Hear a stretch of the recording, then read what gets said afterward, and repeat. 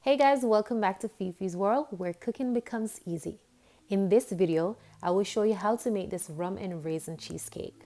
But before we get into the video guys, if you're not yet a subscriber, please go ahead and subscribe to my YouTube channel so you can become a part of my Fefe fam.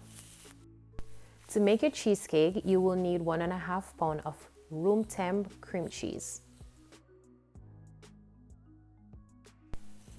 Now you're gonna need 1/2 pound of granulated sugar or G sugar.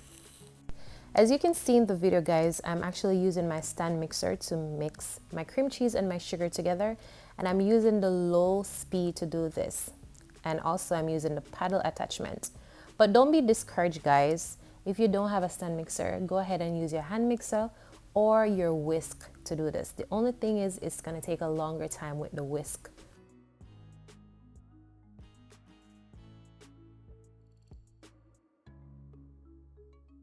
Okay guys, the next step is to add the cornstarch and also your vanilla. You can go ahead and add it directly into the batter that we already have.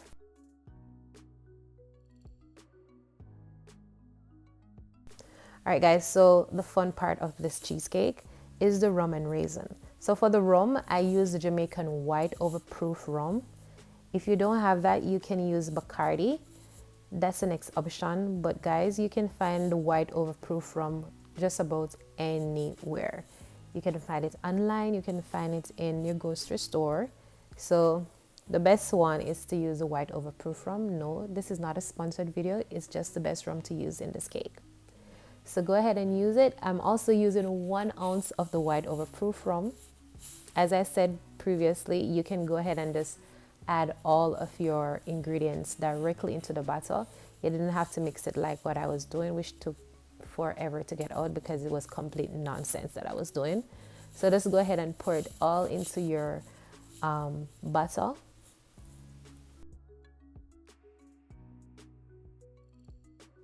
For the raisin, I'm using 3 ounces.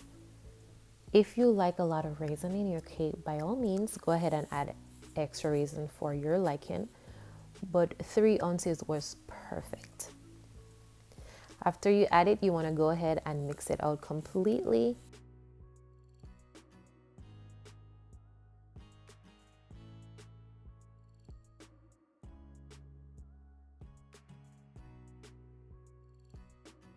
Okay guys, now we're going to add our sour cream, but guys, be mindful.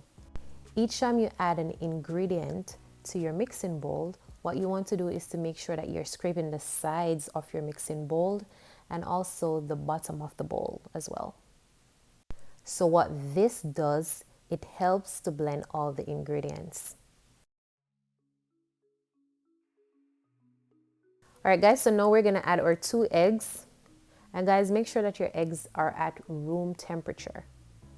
Alright, so after you add your eggs, what you want to do is to mix it out.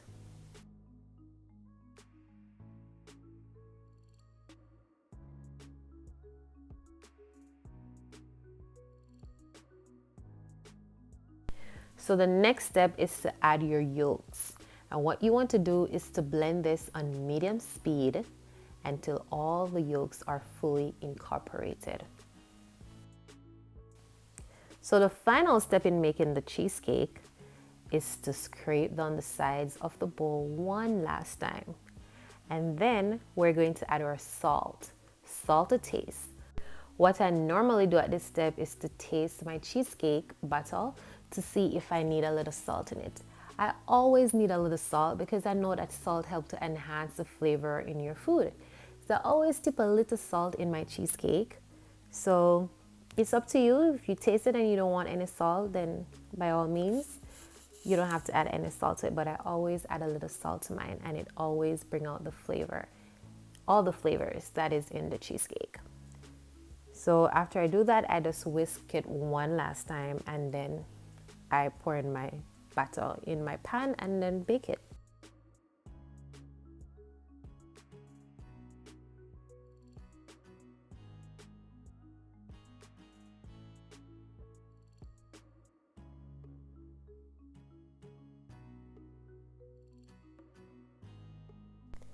As you can see, guys, I already have my cake pan prepared.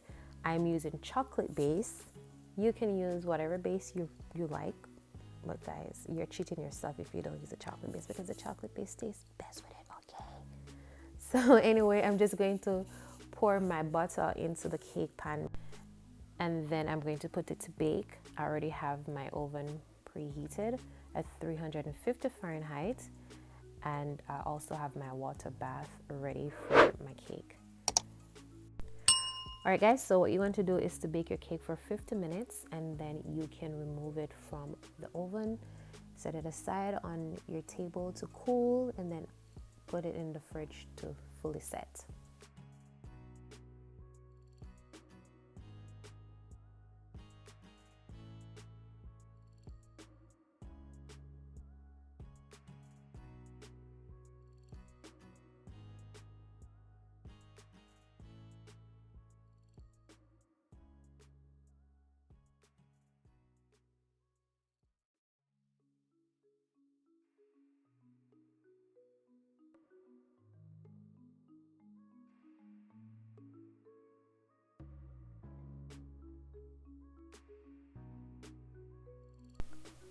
All right, guys, so this step is optional. You don't have to add extra rum. It was my preference, so I add extra rum on top of my cake. So if you like the rummy cake, by all means, go ahead and add some extra rum. And what it does, it gives the cake a beautiful brown top. And it also adds to the flavor, obviously.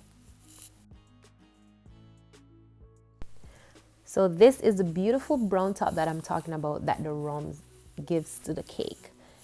I love how beautiful it is. You can just serve your cake as is, but for me, I'm going to add some whipped cream. All right, guys, to make your whipping cream, what you need is a box of whipping cream. Or if you don't have that, go ahead and use your heavy cream. It will get the job done.